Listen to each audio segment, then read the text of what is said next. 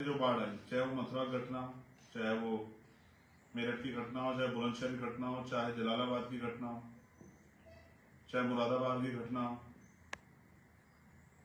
या अन्य अन्य प्रदेशों तमिलनाडु में बुलेट चलाने पर हाथ काटने वाली घटना हो, या सामाजिक बहिष्कार की घटना हो, या मारकर लटकाने की घटना हो, और जिस तरह से सामाजिक अत्याचार के बाद जो है धार्मिक तौर पर जिस तरह का जुल्म हो रहा है बौद्धिस्टों पे, वो वहां आंदोलन कर रहे हैं बोध गया में, उनकी कोई सुनवाई नहीं हो रही है कि इस अतिक्रमण को हटा दो। फिर जैनों पे गिरनार में, फिर ईसाइयों पे देश भर में, मुसलमानों पे उनके जो है धार्मिक स्थलों पे, ये सब भी आपके सामने है। ऐसे में मेरे मन में ये इच्छा जागी कि भाई साथ चर्चा करने के बाद कि अब इस अन्याय का जवाब सरकारों से मुख्यालयों पे जाके मांगना पड़ेगा।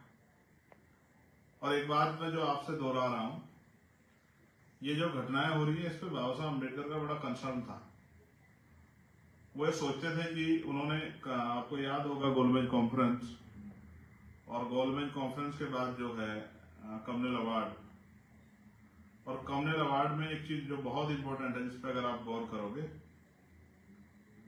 दो चीजें, एक पहली अब बता रहा हूं उसके बाद की तत्काल। पहली ये कि उसमें दो चीजें थी, एक थी सेपरेट इलेक्टेड और एक सेपरेट सेटलमेंट। ये दो चीजें बहुत इंपॉर्टेंट है। फिर इस बात को जब संविधान को सौंपा तो भी उन्होंने इस बात को, बाबा साहब अम्बेडकर ने इस बात कहा कि आज हम जो संविधान को सौंप रहे हैं तो इससे राजनीति में वन वोट वन वैल्यू, राजनीति में समानता तो आएगी, लेकिन जब तक देश में सामाजिक गैर बराबरी और आर्थिक गैर बराबरी है तब तक ये जो लोकतंत्र है, राजनीतिक लोकतंत्र, सामाजिक लोकतंत्र नहीं बन पाएगा। उन्होंने इस बात को कहा कि आज हम विरोधाभास की जिंदगी में कदम रख रहे हैं, और वो विरोधाभास आज तक भी है। ना सामाजिक गैर बराबरी दूर हुई, जिसका उदाहरण हम देख रहे हैं पूरे समूह पे, पूरे समाज पे, पूरे गांव पे जो है अन्याय करना, अपमान करना, महिलाओं पर रेप, हत्याएं, और जो दूसरा मैंने कहा आर्थिक सशक्तिकरण। तो जिस तरह से चुनाव में धन का प्रयोग किया जाता है, गरीब का बेटा तो लड़ ही नहीं सकता है। तो इससे मैं मानता हूं कि बाबा साहब की बात तब भी तर्कसंगत थी और आज भी तर्कसंगत है। उनका जो पहला वो था सेपरेट इलेक्टोरेट, उसके पीछे कारण ये था कि भाई इतनी गैर बराबरी है तो हमारे लोगों को वोट कौन देगा।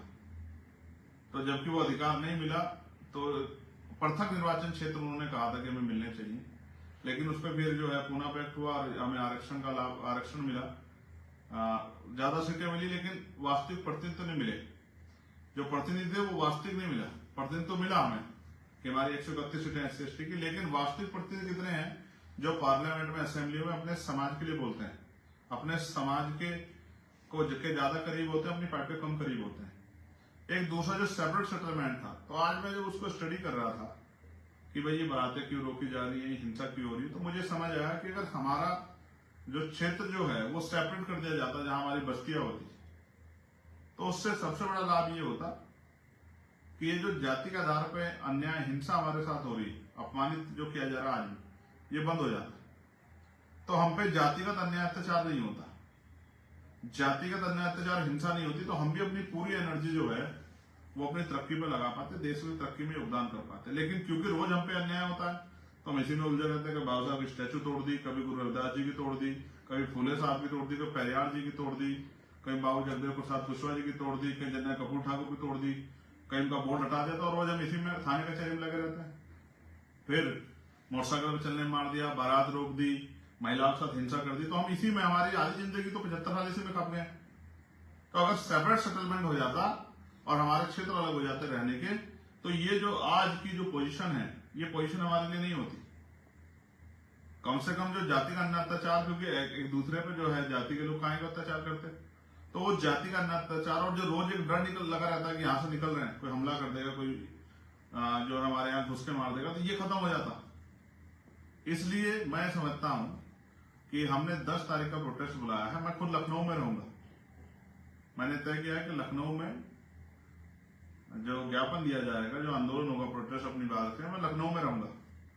और अन्य उसमें जैसे मध्य प्रदेश के लोग तय करके कहाँ देंगे, वो आपस में चर्चा कर लेंगे। बीमार में आजाद समाज पार्टी के लोग, राजस्थान के लोग कहाँ देंगे, उत्तराखंड के लोग कहाँ देंगे, हरियाणा के लोग कहाँ देंगे, पुराने नए लोग मिलकर चर्चा कर लेंगे। झारखंड, उड़ीसा, छत्तीसगढ़, महाराष्ट्र, बिहार के लोग कहाँ देंगे, वो चर्चा कर लेंगे आपस में। लेकिन इस ज्ञापन के जरिए अपने अपने प्रदेशों में जो घटनाएं हुई, मुख्यतः इन 3-4 घटनाओं के साथ साथ जो प्रदेशों में आपके हिंसा हो रही है, एनसीआर का डाटा जो कह रहा है, बहनों पे, भाइयों पे, माओ पे, बुजुर्गों पे, नौजवानों पे जातीय हिंसा, सांप्रदायिक हिंसा, इनका एक डाटा बना के आपको सरकार को आईना दिखाना है कि आपकी सरकार क्या कर रही है। क्या आपकी सरकार इन लोगों की सुरक्षा करने काबिल है या नहीं है? क्या आपकी सरकार इन लोगों की सुरक्षा करने की जिम्मेदारी जो आपको मिली है कॉन्स्टिट्यूशन से, लोकतांत्रिक व्यवस्था से, क्या आप उसको पूर्ण रूप से निभा पा रहे? हमें भी जीने का अधिकार है, सम्मान से जीने का, इज्जत से जीने का, लेकिन हम तो जी भी नहीं पा रहे हैं। इस देश में बुरा यह है, ना जीते जी सम्मान मिल रहा है, ना मरने के बाद सम्मान मिल रहा है।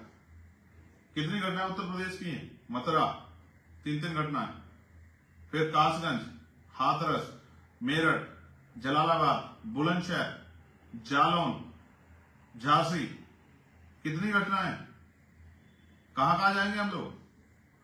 तो मुझे ऐसा लगता है इसका परमानेंट सोल्यूशन निकालने के लिए, परमानेंट सोल्यूशन तो इसका पॉलिटिकल पावर है, जब आपके राजनीतिक सत्ता आपके पास होगी। लेकिन उससे पहले भी सरकार को और वहां के चीफ सेक्रेटरी को, डीजीपी को, राज्यपाल महोदय को, उनका भी ध्यान आकर्षित करना पड़ेगा कि आपकी सरकार का फेलियर है कि वह law and order situation maintain नहीं कर पा रही।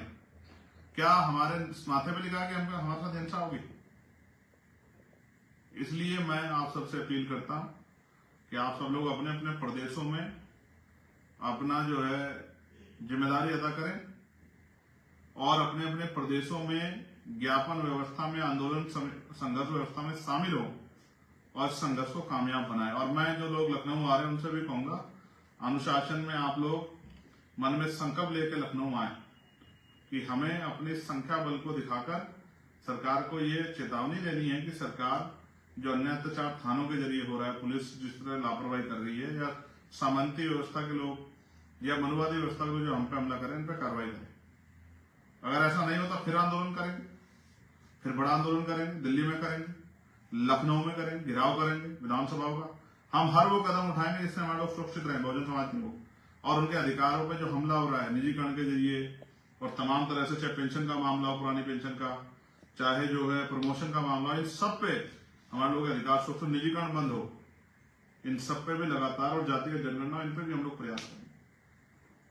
एक अभी और बड़ा मामला मेरे दिमाग में, मैं लखनऊ में उसको भी रखूंगा, लेकिन मैं अभी आपसे आग्रह करता हूं कि आप सब लोग अपने अपने प्रदेशों में अपना प्रतिनिधित्व सुनिश्चित करें और मजबूती से ज्ञापन दें। और मेरे पीछे 2 महापुरुषों की जो तस्वीरें आप देख रहे हैं, एक मान्यवर साहब श्री काशीराम और एक दूसरे डॉक्टर बाबा साहब अम्बेडकर, और इनके जो अधूरे सपने, इनकी संतानें होने के नाते उनके अधूरे सपने पूरा करने का संकल्प भी मन में पैदा करें। तभी जाके जो है महापुरुषों का सपना जो है पूरा होगा, तभी जाके ये अन्याय अत्याचार खत्म होगा।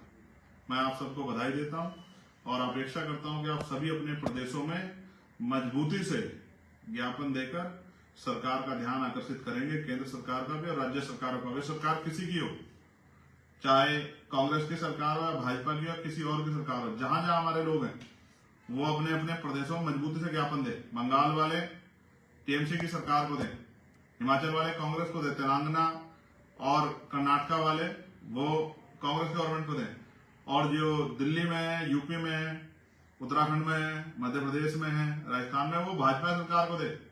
सारी सरकारों में मार पड़ रही है, मैं किसी की सरकार हो। ये बातें तो सब लोग अच्छी करते हैं कि हम आपके हितैषी, हम आपके हितैषी, लेकिन हितैषी कौन है, कितना ये दिख रहा है। जहां इनकी सरकार है वहां भी हमारी खालो देड़ी जा रही है। तो सब एक ही, अभी उसमें एक ही तरफ है सब, और हम एक तरफ है। इसलिए हमें अपनी लड़ाई को मजबूत से लड़ना है। मैं आपका धन्यवाद करूंगा और आपसे अपेक्षा करूंगा कि मजबूती से अपने अपने प्रदेशों में ज्ञापन देंगे और अनुशासन में रहकर बताएंगे कि अभी आप अन्याय नहीं सहेंगे। बहुत बहुत धन्यवाद। जय भीम, जय भारत, जय संविधान, जय मंडल, जय जवाहर, और आप सभी के लिए मंगल कामनाएं। मिलते हैं 10 तारीख को, और आपके ज्ञापन के लिए अभी से बधाई।